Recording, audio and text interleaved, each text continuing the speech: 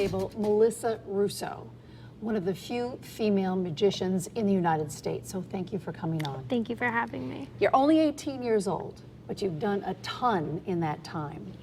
When did you start getting interested in magic?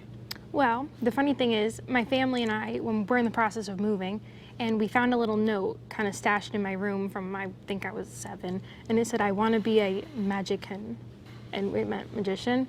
And I think that was just, I got a magic kit, and I was like, hey, that'd be really cool. And so somebody gave you a magic my kit grandpa for did. Christmas or something? Or? For my birthday. Okay. I think I was 6, 7. And so I wrote a note to myself that said, I want to be a magician. And then when I was 11, my mom was a TV producer, and she went to She was a TV producer here, we should say. Michelle Russo, yes. And she was doing a story for Positively Connecticut with Diane Smith. And there's a group in Stamford called the Society of Young Magicians. And I used to tag along with her, so I went with her. And I kind of went on my own. She was interviewing people, and I sat in the back of the room. They had a big show. And I watched people go up, and it was cool, I admit. Like, I thought it was cool. And then this one kid, he was 18 at the time, he went up, and he had birds coming out of everywhere, and there were cards, and I was like, I have to do that. So, so it was a poll, like, I want to be a magician. Yeah. So how did you start? I signed up. I told her, Mom, I'm signing up, and she was like, no, you're not, because I quit everything. So I signed up anyway. I was like, okay, we're going to do it. And I was really quiet, so I didn't learn anything. I didn't talk to anybody. 8 months went by. I was like, I can't do this. Like, I'm never going to learn. So I was going to quit, like she had predicted. But I met someone at the end. We were at a auction, and we sat in the back with my brother and my mom. We were just kind of watching, and she leaned over, and she said, if you see anything that's good for a beginner, would you let us know? And he was like, yeah, sure. So we were talking, and he gave us some stuff, and he was like, you know what? I'll work with you. And he gave us his card, and I called him, and he came over. So he was a magician himself? Yes, he was.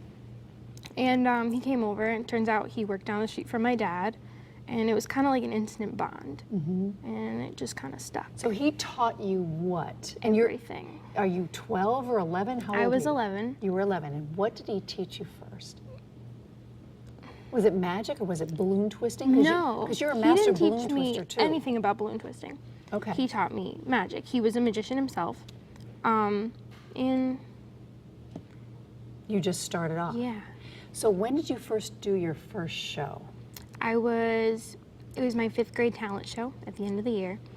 And so I'd only been doing magic for a couple months. And he was like, I think this is good. And I was like, okay. Now you had a teacher somewhere along the line that said to you 3 things. Your parents have to support you.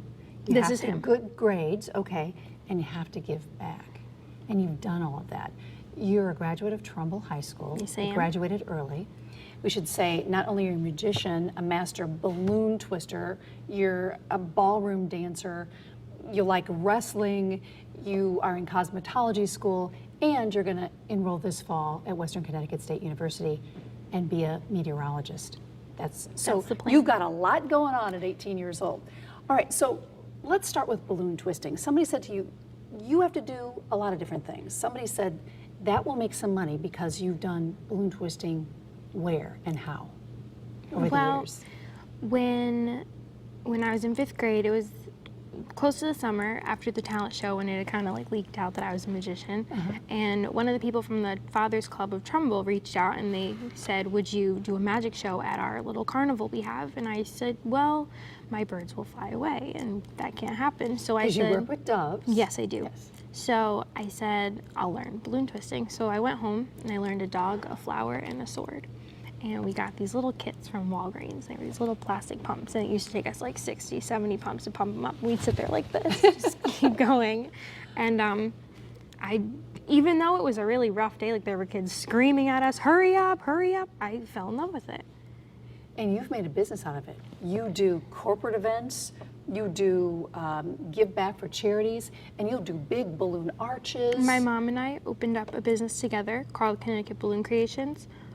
She's really the power driver She's of that. She's the force behind you. Yeah. Well, no, of that company she is too. That's really her baby. I help her. But You have a special pump with you that you brought. yes. And so show me how this works and tell me about this pump because, you know, I would just blow this up normally. And this is amazing. So where did you start? Look at this. This is called a filbert pump, and a clown named Filbert makes them. It was his idea. They're so popular, they are on back order. It takes months to How much get do they them. cost? A lot? I can't even remember. It wasn't much. I think it And was they like last forever? $125. I've had this since I was 11. Oh, okay. So it's been, I mean, it's in good shape. And something broke on it, we sent it right back to him, and he sent it right back. Okay. If you blow them up by mouth, which a lot of people do, there's a powder inside the balloons which prevents them from popping, and it causes emphysema.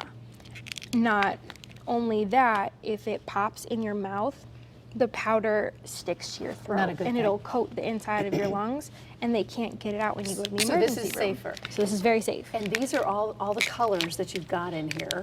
And this is a bag that you just carry, and you just whip this out and make dogs and flowers and everything else, right?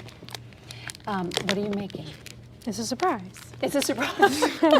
You should say it's magic.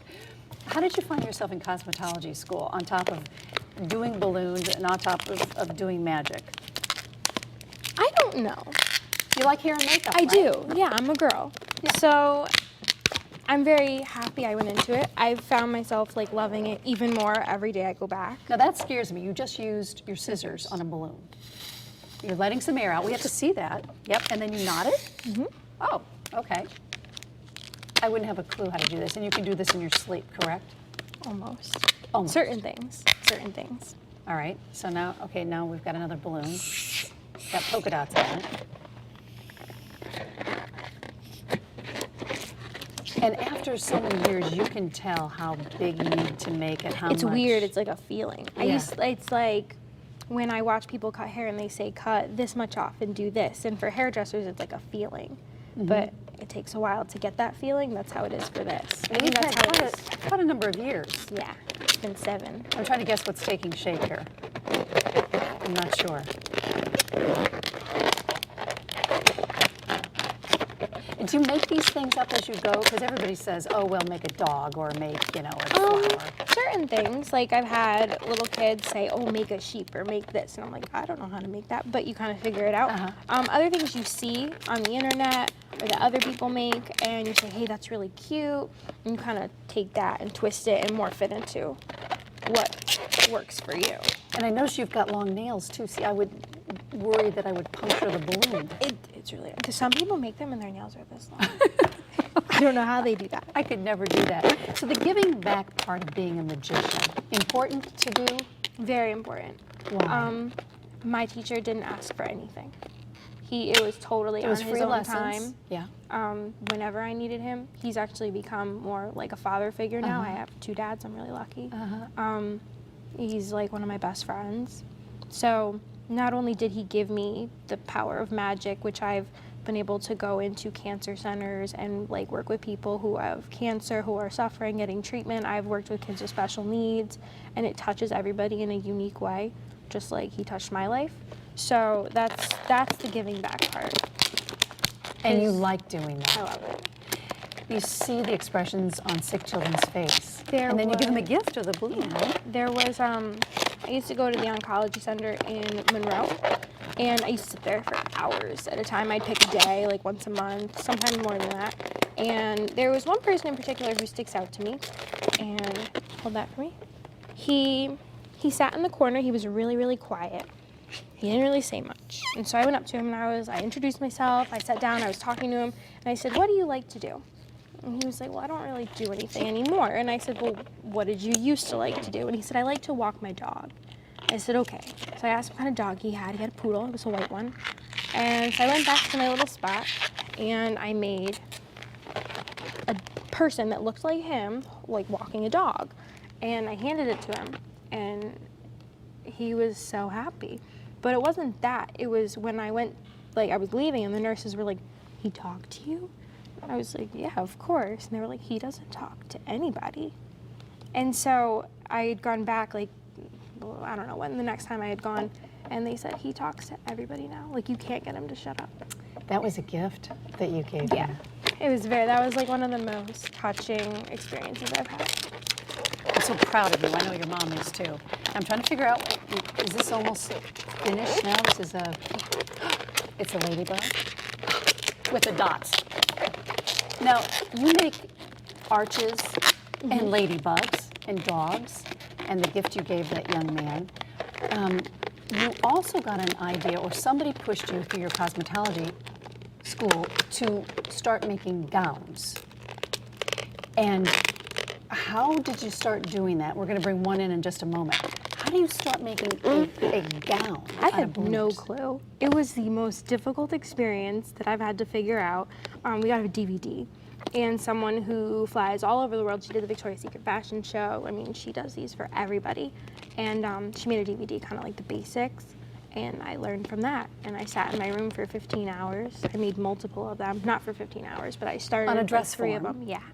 And kind of pieced it together. I reached out to certain people who were very helpful, and they helped guide me in the right direction.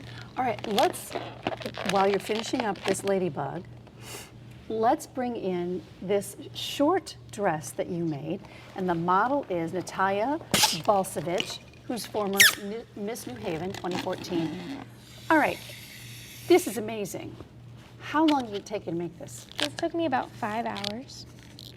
And how did you know to weave this all together in long forms and short forms? And you've got a sweetheart neckline at the top. It's how you want the dress to flow, which I learned is very difficult to figure out because the dress form is stiff and she moves. So when I make it on the dress form, it's actually a lot bigger than she is. So my mom helps me and we squeeze it, squeeze and it we in. kind of mold it, and then we tie it extra tight. That is amazing. Now, while Natalia is sitting here, we have a picture of another gown that you made, which is in white. And here is this gown right here. Describe to me how long it took you to make this one. That took me about 15 hours and a lot of pizza. And a lot of pizza. And it's your desire to get some of these on the red carpet, yes? At the Oscars? Wherever. Wherever. So if somebody's watching this and they want to wear one of these dresses on a red carpet, whether it's on national television or locally, you'll make them. Do you have a price on these yet? No. But it is absolutely amazing. I just want to take one more shot of the turquoise dress that we have here. Thank you so much for being with us. When you formed it, did you make it for Natalia, so she was your guide? Yes, and I was lucky enough to help her and work with her before, so I kind of knew her body, and it was a little bit easier. Last time we made it a lot bigger than it was supposed to be, and it took me about an hour and a half to get it on her, just sizing it. That's absolutely amazing. Natalia, thank you so much. I appreciate it. Now you're finishing up the ladybug. Does the squeaking ever bug you? You know, when you're, working with balloons? You get used to it. You get I know used to people who wear gloves to make the squeakiness go away. Oh, really? Yeah. But that's not for you. I That's don't just a know. hazard that you Yeah. work with. Okay. This is adorable. Oh my gosh. It's even got a little, it's a bracelet. Well, let me Where just do you take want, the watch do you off. want to do it on the other one? Yeah, here we go.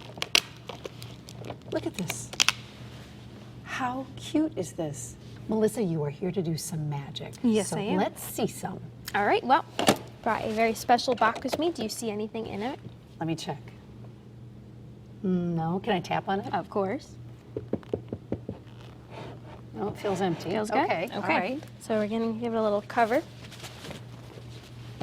And you can count to 3 for me. 1, 2, 3. Really? Does he or she have a name? Yes, his name is Buddy. This is Buddy. Oh my gosh, how cute. And it's a dove. Yes, it is. Why do you work with doves? They're different. Not many people do. It takes a lot of practice, a lot of patience. So it sets you apart. Yes. And there aren't very many female musicians in the United States. So this sets you apart as well. They're fun too. So if somebody wants to hire you, they get balloons, they get magic, they get cosmetology, you're the whole package. It was a lot of practice, but it was well worth it to be able to keep all that with me. Melissa Russo, I can't wait to see where you go next. Thank you. Thank you so much for coming on. Thank you for having me.